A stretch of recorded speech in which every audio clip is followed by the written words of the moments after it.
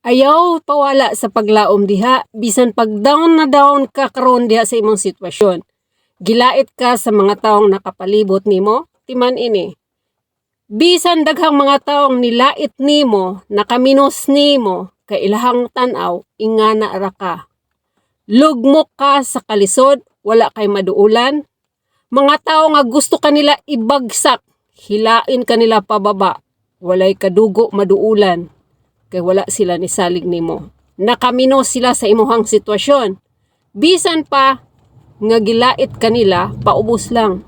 Unya, paningkamot nga makabangon ka diha sa imong pagkalugmok. Walay laing taong mupatindog nato kundi atua ra jong kaugalingon. Busa pasagdi ang mga taong nagtamay nimo karon kay kana. Apil na sa mga pagsuway sa kinabuhi nga gitawag nato og proseso. Padayon lang diha sa imong mga tinguha sa pagpalambo sa imong kaugalingon. Focus ra.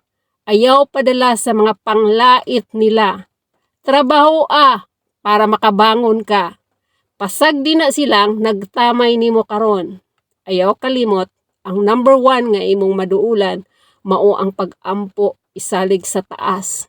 Apili diha sa imong pagpaningkamot para makabangon ka.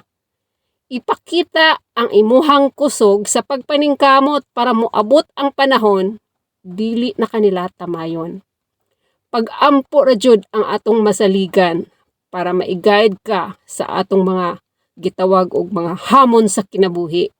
Bisan pag nag-inusara ka karon, kaya ra na nimo. Isalig lang diha sa imong kaugalingon ug sa taas.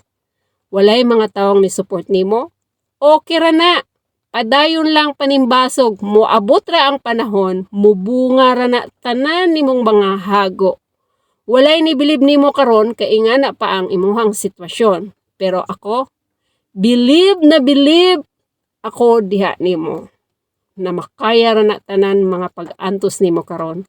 Padayon lang. Ipakita nila na kaya nimo mobangon bisan gilait kanila karon, pailob lang, moabot ra ang panahon, mauki na ang imong sitwasyon ug wala nay taong maglait pa nimo.